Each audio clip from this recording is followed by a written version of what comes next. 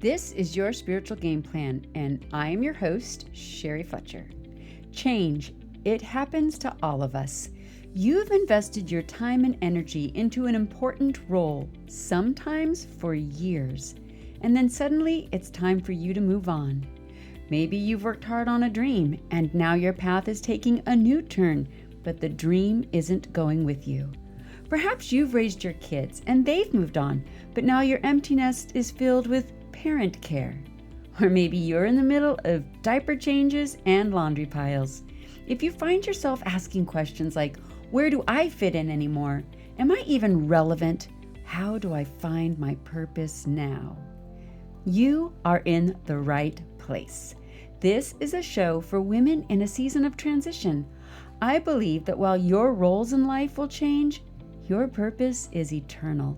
I'm here to help you understand just how intentionally you were made by a creator with a game plan.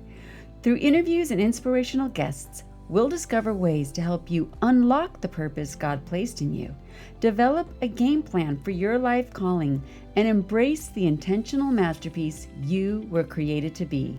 Today, I will be speaking with Sarah Geringer, a speaker, podcaster, artist, and author of Transforming Your Thought Life, Christian Meditation in Focus, and also 3 self-published books.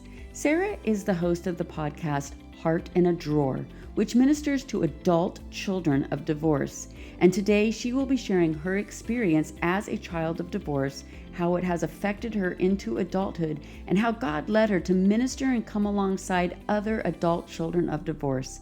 She loves to remind them that God will never leave them nor forsake them.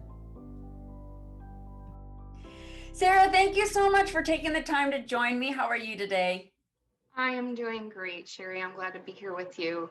I would love it if you would share a little bit about yourself and your family with my listeners, and then we're going to dig into your ministry, but give us a little bit of the history of your ministry. Okay. Well, I am a 5th generation resident of Southeast Missouri. I'm very proud of that. I know it's kind of rare in this culture to live that long in the same area. So I'm blessed to live in an area where a lot of people are still going to church and believe in God. So it's a really special place of the U.S. And I've been married for 20 years, and I have 2 teenage sons and 1 tween daughter. And I also have a Labrador Retriever who is basically another child in terms of how much time he requires, and I love him too. And in terms of the history of my ministry, I always wanted to be a writer since junior high. And I kind of planted that dream down deep in my heart when I was a work from home mom. I was still writing in my journals because when you are a writer, you can't not do it. And so I had to find a way to keep doing it, even though I wasn't writing for publication yet. And then in 2015 or so, I got serious about blogging. I self-published 3 books in that process. And then in 2017, I left my day job to write full-time. So write for hire, but also to work to become a traditionally published author. So God helped me realize that dream with my first traditionally published book in 2019. And so I have another one coming out this fall in October or so, 2021. That is awesome. That's inspiring. So I love hearing that. And I myself have a lab, and I might have some people don't write me letters. I've not been a dog lover until I got this lab. I never wanted a dog. I didn't care if my kids had one, but keep it to yourselves. And in fact, I made them get a standard poodle first because they don't shed. Right. And then my husband was like, I just want to try this lab thing. And I'm like, absolutely not. We're not doing labs. They shed and they dig and they're a mess. They're very hands-on. Yeah. We got a robot vacuum. Oh, that's what I hear. You have to. So I haven't gotten the robot back. Maybe that's the key. But it was coming up simplifies. on our 25th anniversary 5 years ago, and I didn't know what to get him. And I just decided I'm going to get this lab. Aw. And I got the lab, signed up for a year of training, and fell head over heels, more in love with any dog I have ever been. In fact, she even sleeps on my bed. Oh, wow. I know. I have to She's vacuum my ruling bed. your roost. I Yeah, have to vacuum my bed every day, and I I do it. bet you do. I do it. Yeah. And so yes, I am now converted. Okay. Yeah, for me, the bigger the breed, the more that I fall in love. I So, and know. labs have always been my favorite.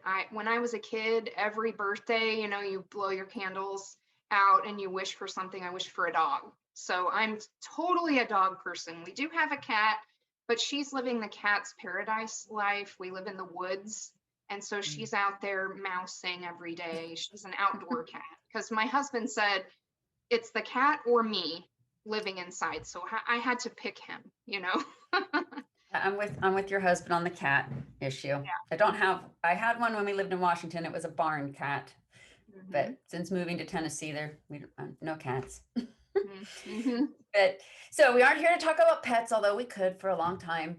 But you mentioned, like you said, you've been writing since you were a tween, and I like to have some fun facts with my guests. And we all know that God called you to write, but I find it interesting where you were when you felt that call. Do you remember where you were? Yeah, I was in seventh grade. And we've all had to do this, right? You got the composition notebook, it's composition right on the front thing, right? And we were heading into the Thanksgiving holiday. And so we had to write an essay. And so I'm a foodie. And so I wrote, even as a 12-year-old, I'm gushing lovingly about all these foods I'm going to enjoy at my grandparents' house. And my teacher just put a comment. I still have this notebook because I'm a keeper as well, to my husband's consternation, because he's a minimalist. So opposites attract, right? But so my teacher put on there, your writing is fun to read. Have you ever thought about being a writer?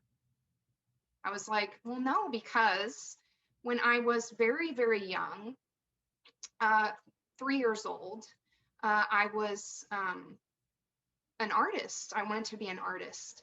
And at 3 years old, again, I still have these drawings. I was drawing elbows and fingers and toes on my stick figures, so way above what most people were doing. And I still have all my drawings. And when my kids were younger, the third, fourth, fifth grade, we got out my book of drawings and they're like, wow, mom, because I have the dates on there, of what age I was when I drew this. They're like, you would have been the best artist in our school. So I just knew, I was like, I'm going to be an artist. This is my talent. But like a lot of creative people, we're talented in many areas. So I started developing my writing, in junior high-ish. I had kept a journal since I was 10 years old. So I had already been journaling. And then I became very accomplished in music in high school too. So I kind of had all these areas that all my teachers in those areas were like, you are good enough to make a career out of this. So it was kind of hard going into college.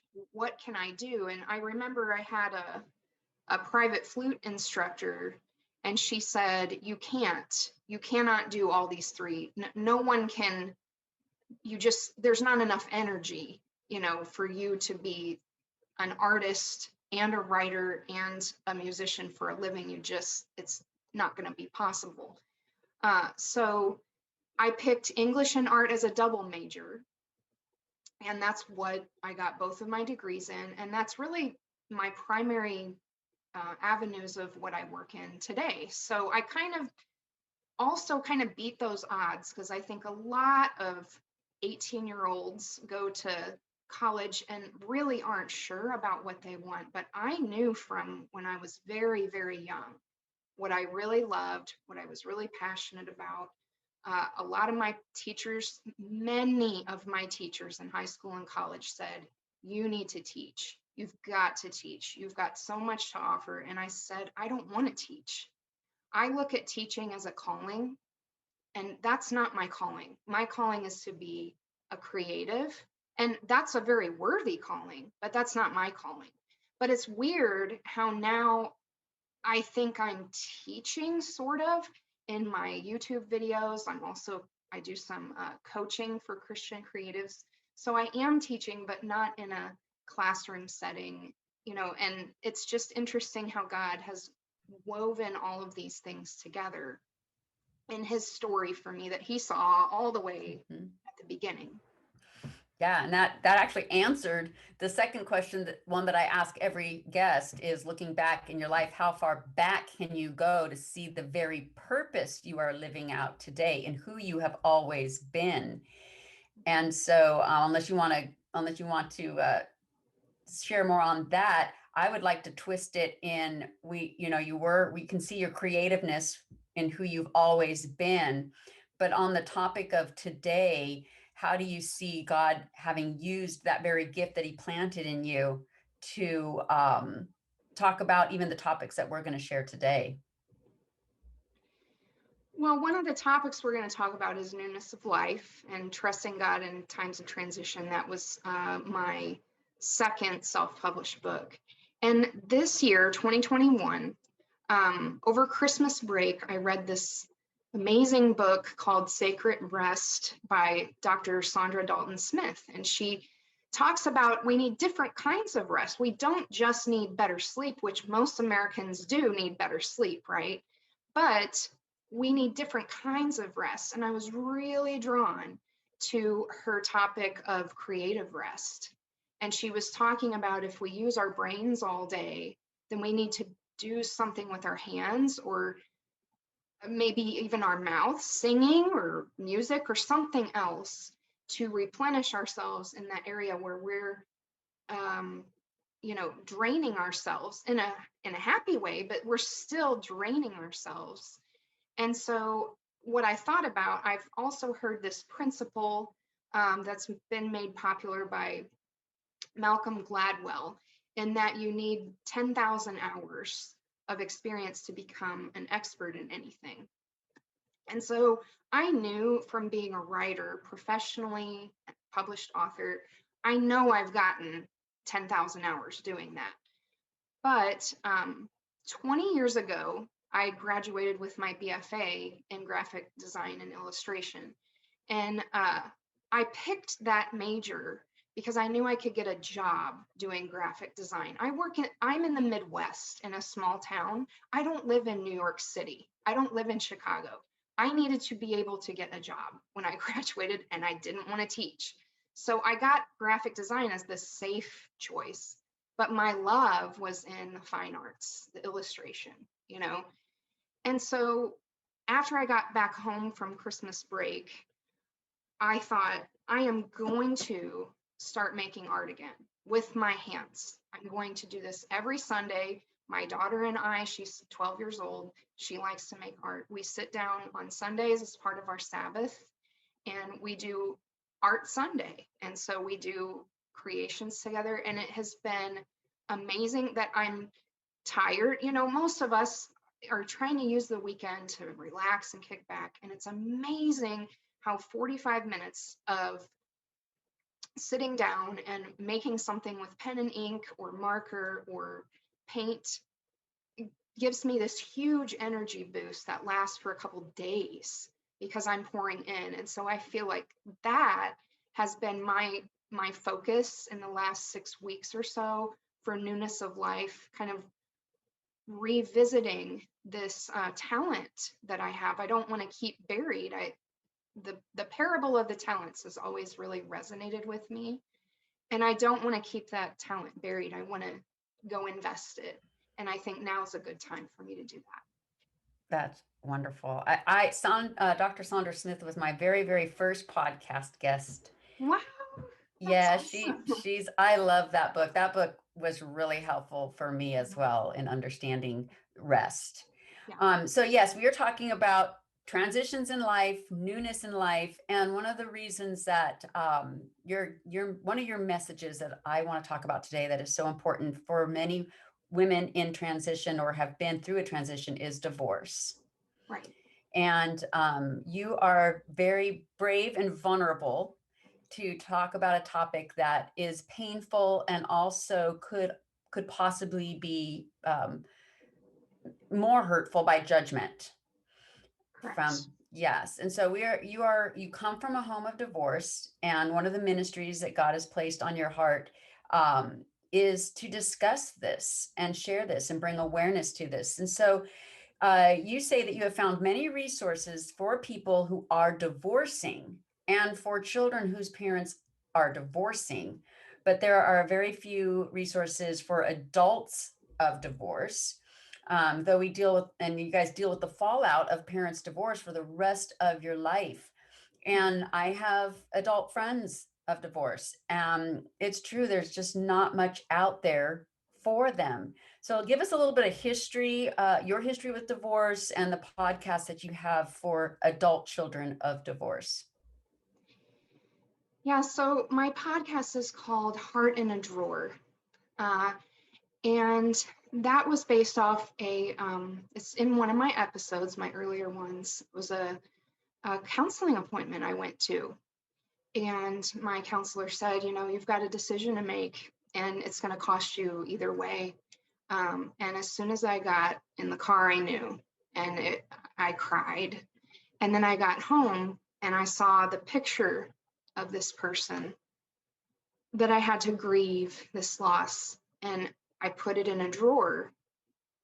And as soon as I put that picture in the drawer, this moan came out from deep inside of me because I knew that like a part of my heart was in that drawer.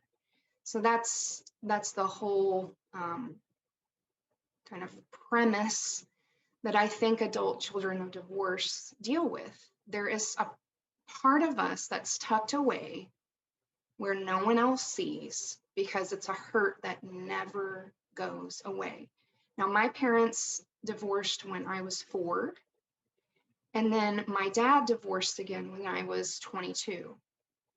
And I thought, and let me say this first, my dad was a child of divorce.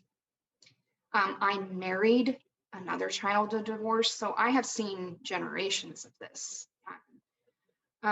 And how the fallout just continues. It's like a nuclear explosion, and there's half-lives that go on and on and on. It takes decades to get that radiation out of the soil, out of the groundwater. That's exactly what divorce does for children.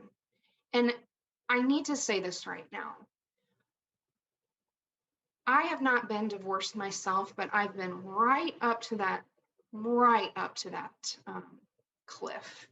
And my husband and I were separated for a short period. So I have great empathy for people who have gone through divorce, but who I minister to is the children, because I know that there are biblical reasons to get divorced. I'm not saying that divorce isn't necessary in certain situations, but I am saying that the children are the ones who suffer most. There's a lie in culture that says children are resilient and they'll get over this. They don't. I don't think that it defines me anymore, but it's like I have a friend who had open heart surgery when she was in her 30s. She has this huge scar that goes down her chest. It's always going to be a part of her. It has transformed the way she eats, what things she's passionate about, preserving her health, the way she takes care of her children. It's all changed because she had this horribly traumatic incident as a young woman. Nobody expects to have open heart surgery in their 30s, And I look at that the same way. The scar that I carry as a child of divorce, it's part of who I am, but only because God has helped me heal does it not define me anymore? But I know since the no-fault divorce laws came into effect in the 1970s, there are tens of millions of Americans in this country who are children of divorce that don't even have a concept of how it's affecting them. They don't see how a relationship with their boyfriend or girlfriend, their spouse, their parents, they don't understand that the way that they're reacting, the way that they're withdrawing, the way that they're exploding is really all rooted in their father wound or their mother wound, whatever form it took in their parents' dissolution of marriage. And so that's who I'm speaking to. And Sherry, one of the things that has surprised me and delighted me is how many parents of divorce are listening to my podcast because they want to understand.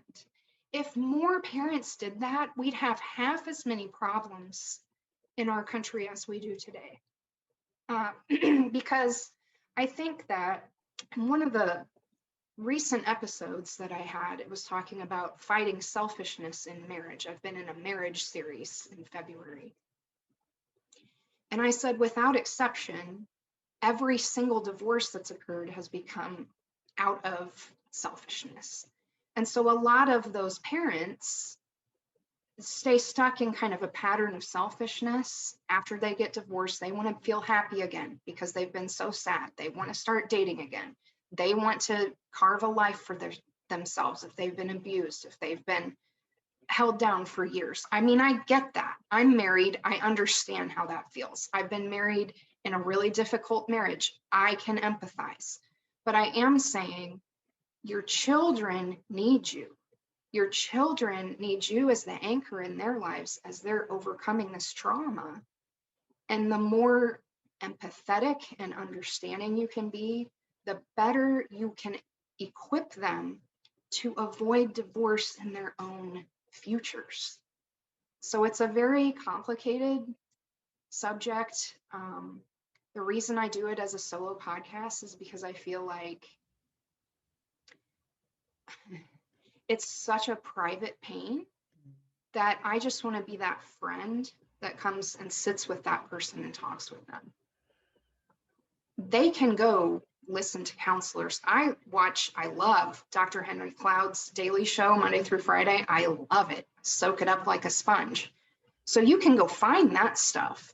But this is just in one narrow little area of hurt and pain. So you can get past it and get healthy the way that I did. That's my hope. That. Yeah, I love that. Because all of us have an area where we just want someone to sit with us. Yeah. And so I like that that's the goal of your podcast. You're gonna sit with these people and they know they can come and just get fed. So I like that. You mentioned an area of trust. And I know that so much of a child's ability to trust comes from the security of their home.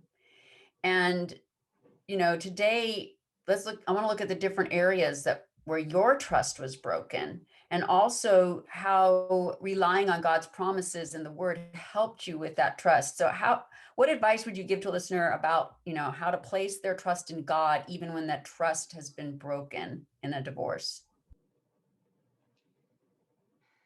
I think that might be the biggest struggle that we have, is overcoming our view from a human perspective and realizing that God isn't like the people that we've come to know.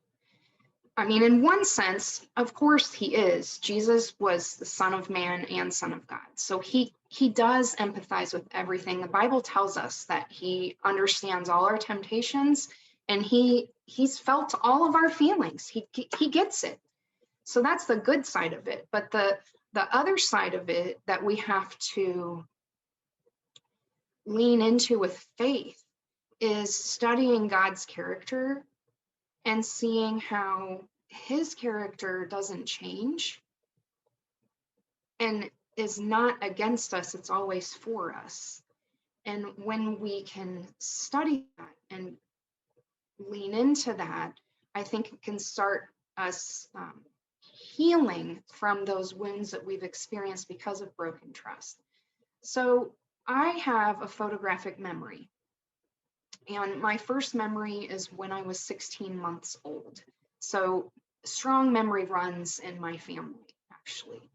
But it has kind of been a blessing and a curse because I can remember in vivid detail, down to what I ate that night, what clothes I was wearing, all these, sensory details when my dad left. When he, I think it was, my parents divorced in April, he got remarried in September of the same year, so I was one of the flower girls in that wedding. It was horrible. I remember everything about those days. I remember, so many times of being let down, being,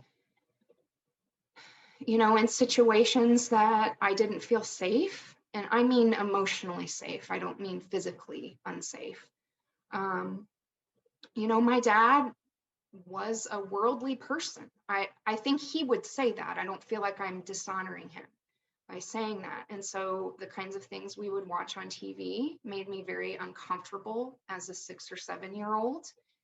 I know that he didn't have any inkling that that was doing me any harm.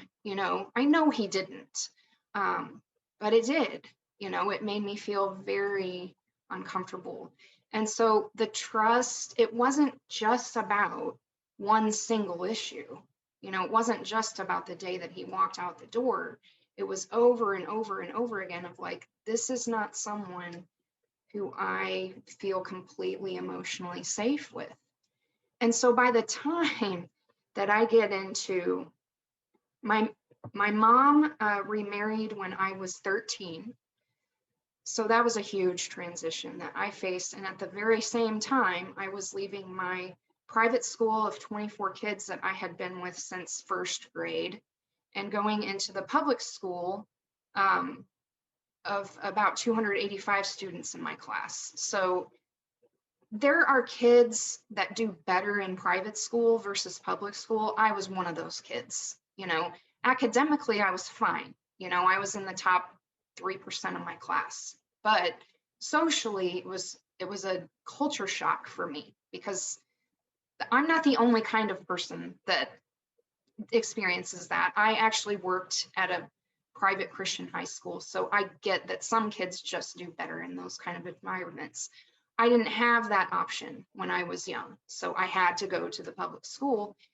So I was dealing with that on top of my mom getting remarried, and then on top of getting attention from boys, and it was overwhelming to me.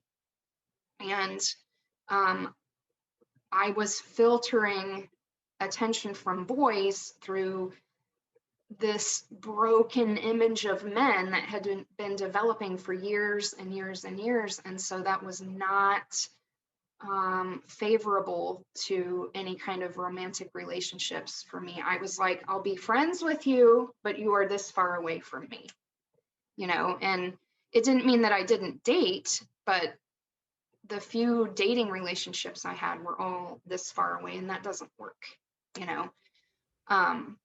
so it really did affect many parts of my life, not just my relationship with my own father, but with boys and friendships. And I'm only going to let you get in so far.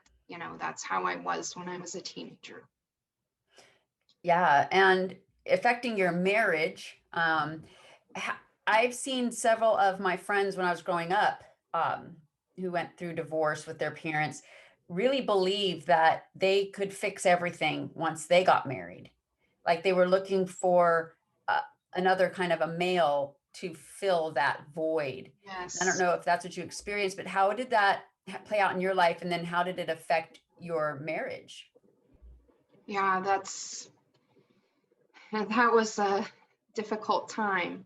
I know that's hard. It's hard when I think about the year I got married was so hard. It's not, I know I'm not the only person either with that story. Um, I hadn't dated since high school. I was 5 years into college. My mom was moving, didn't have a place planned for me, even though I was living with her at the time. So I felt like I was getting kicked out, even though that may not have been the truth. It's just how I perceived it. My dad was divorcing again. Um, and I met my husband in that same, right in that area.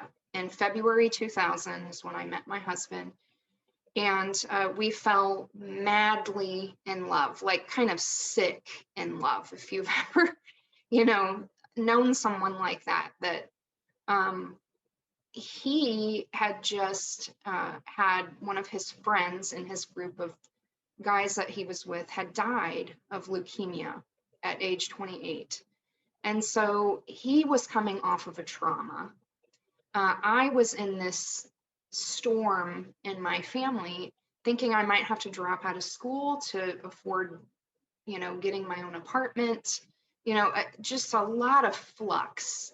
And so when my husband came into the picture, yeah, it was like someone I could hang on to, someone who was showing me love and affection. And, but none of our parents supported us getting married that fast. Like I said, we got engaged in February. We met each other in February. We got engaged in June, and we were married in November, all in the same year. And I hadn't dated anybody for 5 years. So that was a lot. As a parent now, looking on that differently, I'm like, yeah, I would be showing some concern, but I would say it one time. I would say, look, son, I think you're moving a little too fast, but I'm going to support you no matter what. And I will not ever bring this up again. If we had had that kind of talk from our parents, I would have expected that, like you expect your parents to show concern, but like backlash, that was painful and difficult. So both of us coming into this marriage, I think this is pretty clear, okay? We're not healthy. We're not healed. We're not whole. So we're going into this, rushing into it, both still in college. I mean, broke college students. So it's this perfect storm. And we're married in November. And then in January, I started going to see a counselor. So I was shattered. I had experienced seasons of depression before. The worst season of depression I had was in high school. I was suicidally depressed. It has never gotten that low since that time, but I know the warning signs. And I was seeing those warning signs. And so I went to see a counselor, and that really helped. And it also helped that we moved out of his buddy's basement into our own apartment about 6 months later. When you're in your 20s, you do crazy things like that, So we really didn't start off on the right foot. And I also remember after we had a destination wedding. We went to Gatlinburg, Tennessee, beautiful place. And then we came back, and his family threw a little wedding reception for us. And so we counted all our money that we got. We had $800 in cash. We had $105 in our checking account. And we had $40,000 in credit card debt. Oh, We laid the money and all the credit cards out on the table, and we cut like 25 of them up that day.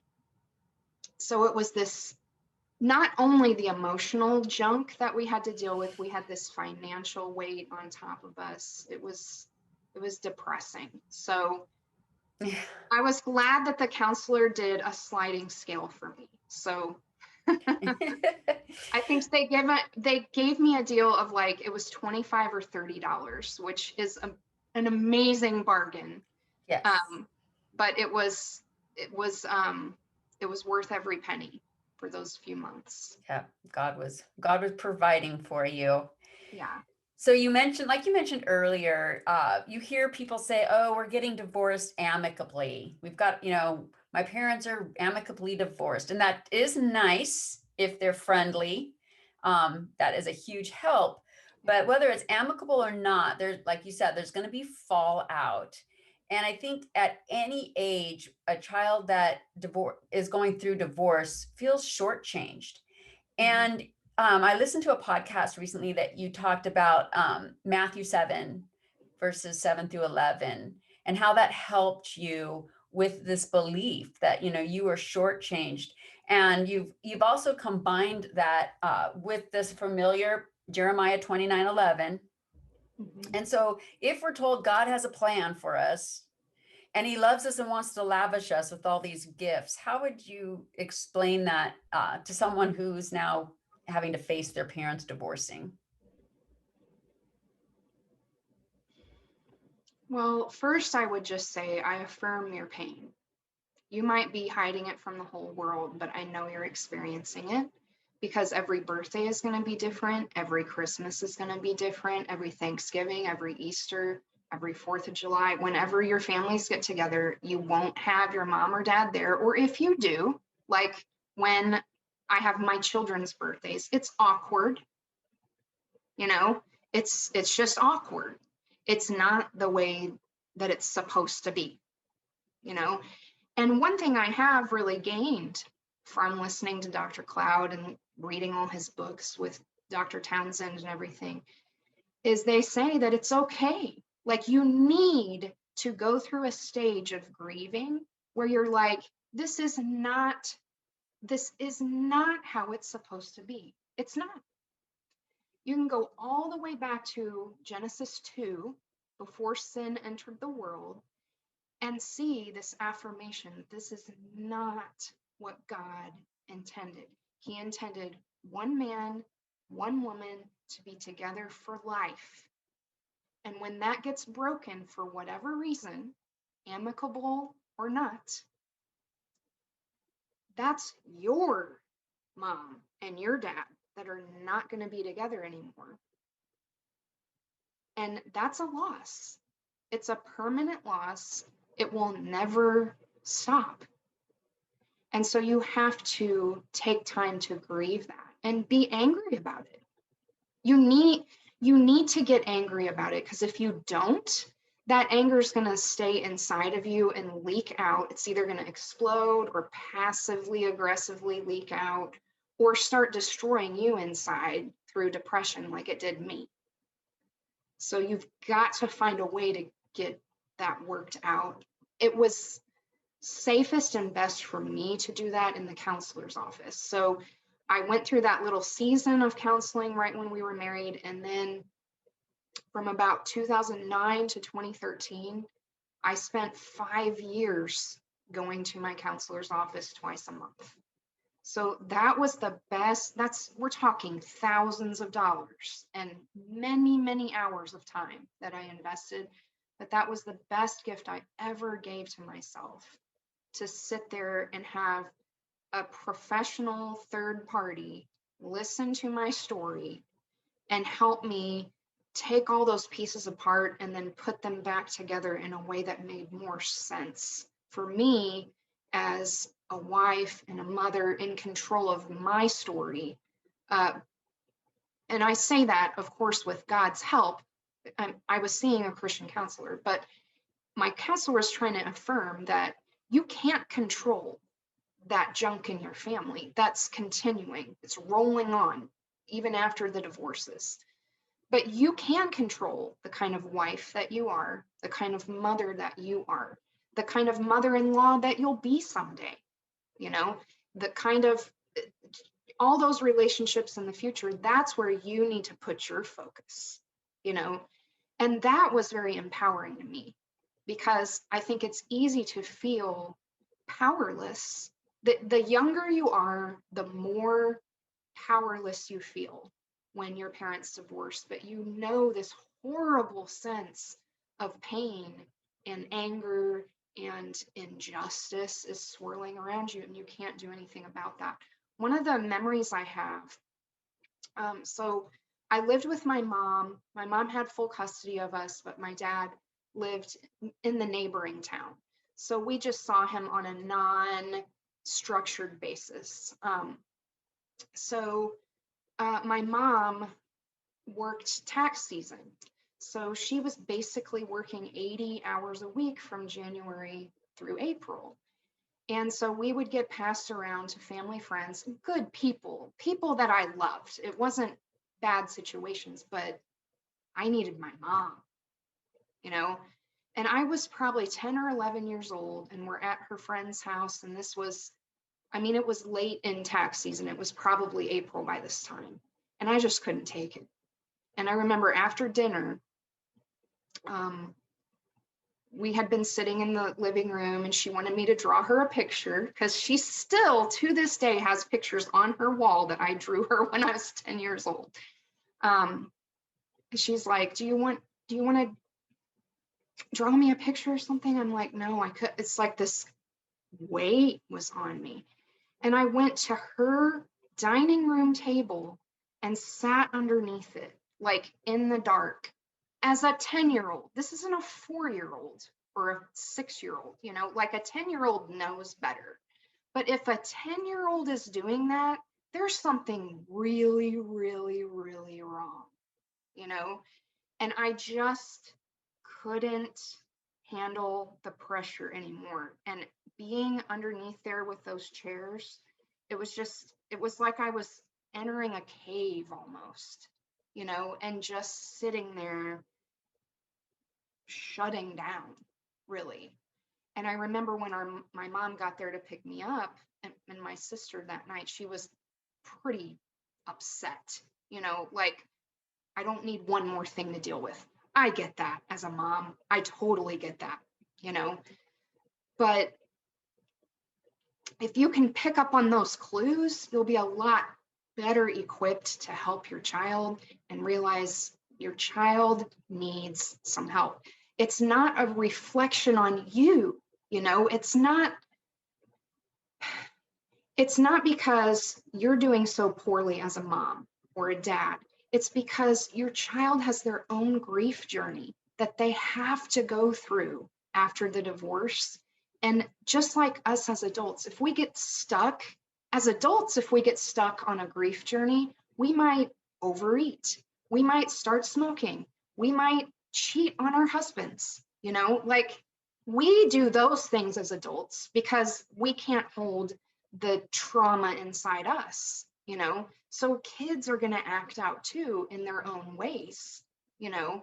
And if we can just take someone alongside them to help them grieve, because children don't have that language for grieving. A lot of adults don't, you know, but if we can help them, they'll be so much better off. I mean, maybe I wouldn't have entered a suicidal depression 6 years later, you know, if some of that had gotten addressed when I was 10 and showing signs of it.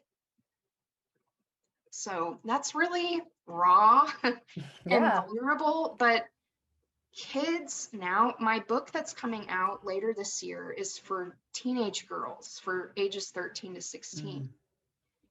And Gen Zers they were experiencing a crisis of anxiety before the pandemic started. Yeah. And now anxiety is like over the top for their generation. And a lot of it is because of their parents' divorce. Yeah. So if we can help them in that at the age that they're at, they'll be so much better served when they are adults, dating, marrying, establishing their own families. Yeah. And also helping, I'm not sure if you'll cover this in this book that's coming out, but one of the things that you said that I really loved the thought process was, you know, you said a parent doesn't give a kid a rock when it needs bread, and you know, a snake as a gift. And if our minds as humans know the difference between good gifts and bad gifts, even if you're in a situation where it seems like you're just getting the short end of the stick and like, what is this? I'm getting a snake and I wanted a Labrador dog. Right. How much more, does the Father want to just lavish on us? And that thought process helping, someone that's going through a divorce realizes, hey, right now it might look like I'm getting a rock and not the bread and a snake, but that the Father, the Heavenly Father, our parents aren't intentionally, like you said, they're not intentionally wanting to give us this, but that our Father, he wants to lavish so much more on us. Um, and I liked your thought process on that one. And those links will all be in the show notes. But I read through a book you wrote called Newness of Life, Trusting God in Times of Transition. Mhm. And on, if that thought on the topic of divorce, there was a chapter in the book, chapter 10, on talking about, stop searching. And I went to a weekend seminar type of thing. And the sticky statement for me from that weekend was, there comes a time when we need to let go of the hope of having a better past. Yeah. And that, that's a deep statement if you think of it, because a lot of us are searching and we have this hope that if we find something or do something, we can now have a better past. Whatever we find, whatever we're searching for, will erase and fix all the stuff that happened in the past. And when you were going through your parents' divorce, how did that affect what you searched for in hopes of having a better past? So my husband is a builder, and the first house he built was ours, the one I'm sitting in now. And he designed it, and he designed. This is not about bragging. I'm just telling you the facts. And anyone, if you build your own house, you can afford to do a lot more, because he's a builder for other people and he has to make a living, so he marks up his work, right? This is just how it works. Yep. But we were doing this ourselves, and my dad helped us with just about everything, and also my uncle, who is a experienced carpenter. So Derek, my husband, drew the house plan out, and our living room upstairs is 20 by 30. That's an enormous room. And it's got a beautiful wall of windows. And he said, this is before we had children. And he said, our house can be the gathering house. How there's every family has that person where that's where Christmas is, that's where Thanksgiving is, whatever. So most of the time it's like the patriarch and matriarch, but not necessarily, And he's like, we can make our house that house, So we literally built this house hoping, searching to redeem this past in our families, our broken, scattered families, that they all live within a 2-hour drive of us. So we're not, that far apart geographically. Okay. So we built this house, and then we had kids, and and we were the first ones to have children, so on both sides of the family. So that's wonderful, but it puts a lot of pressure on those situations, because then everybody wants a piece of you during the holidays. And so when our second child was a baby, we sat down with our pastor 3 or 4 meetings and formed a plan to set these boundaries, because we were going to 5 places in 3 days. And by the third time, we were cranky, didn't even want to be there. It was too much with 2 little 3 and 1-year-old, too much. And we set a boundary with our families. And we said, okay, every other year, we'll head north or south. But on those years, we'll have an open house for the people that we aren't going to your house to celebrate Christmas. So we thought that was a good solution, a fair, equitable solution Our pastor kind of helped us think it through. We let everybody know. Every single person was upset with us. His family blamed me. My family blamed him. But see, it's because of their woundedness. In divorced families, Christmas is like this apex where for 3 hours, everything is kind of sort of okay. There's this huge pressure on Christmas, and we were messing with it. That was 2006. Okay. There are still at least 3 people in our family, this is 2021, who are holding grudges over this.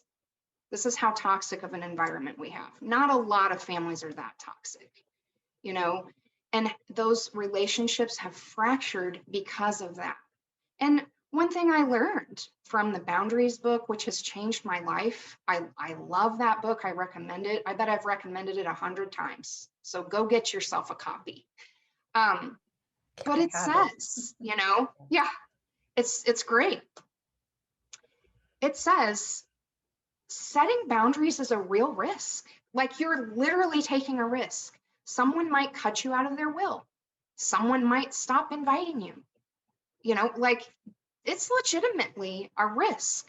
Jesus took these risks. He took it with the rich young man. He's like, go sell all of your possessions and follow me. And it says he looked at him with love when he said that. That's what the gospel tells us. He looked at that young man with love and said, please go get rid of the stuff that's in your life, blocking our relationship, and then come follow me. And then he let him walk away. So if Jesus took that risk with people, it's going to be a risk for me. And so now we've got this huge space nobody comes to at Christmas time. But you know what? Every weekend during NFL playoffs, my boys are having 6, 8, 10 of their buddies over, to watch football. My daughter has sleepovers with her friends. It's like there was still a purpose for that. But my husband and I, had to painfully let go of that hope that we would be the ones to bring our family back together, because that didn't work. And it doesn't always work. Right? It just doesn't, But we can create something better for what we can control, And the reason I'm saying that without crying is because I've done 30 or 40 hours of crying about it already. It was really hard to let that go and grieve the fact that it wasn't just Christmas. It's these relationships that have gotten more and more distant, more and more fractured, more and more broken over time. And just letting that go and saying, I have to do what's right for me. And my counselor said, you've only got so much emotional energy, Sarah. He's like, you need to spend it on your husband, your kids. You lead a group at church. That's important to you. You figure out your circle, and then maybe your blood relatives are outside of that circle because they take too much energy from you. Yeah. I heard a talk radio host one time. She gives advice to people that call in, and it was a person calling from a divorced family trying to do all the things to make it all better, and getting feedback and resistance from all the outside of the nucleus family. And the host said, who did you make your wedding vows to? Right. Your parents? No. So if God's going to bless you, it's going to be because you're keeping the vows you made to your spouse and to him. And you've got to keep that as the perspective when all this other stuff is, throwing arrows at you. And because we try, I think not coming from a home of divorce, you try to make everyone happy and please everyone.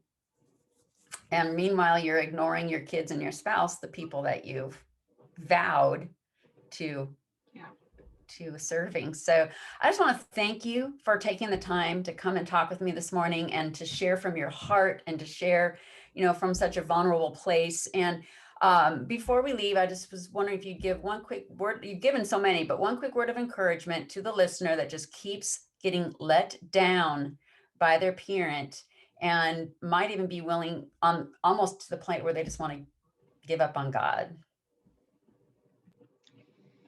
What I'm passionate about helping people learn is that there's an answer to every single problem that we have in God's word. One of my life verses as a child of divorce is Hebrews 13:5. He says, I will never leave you nor forsake you.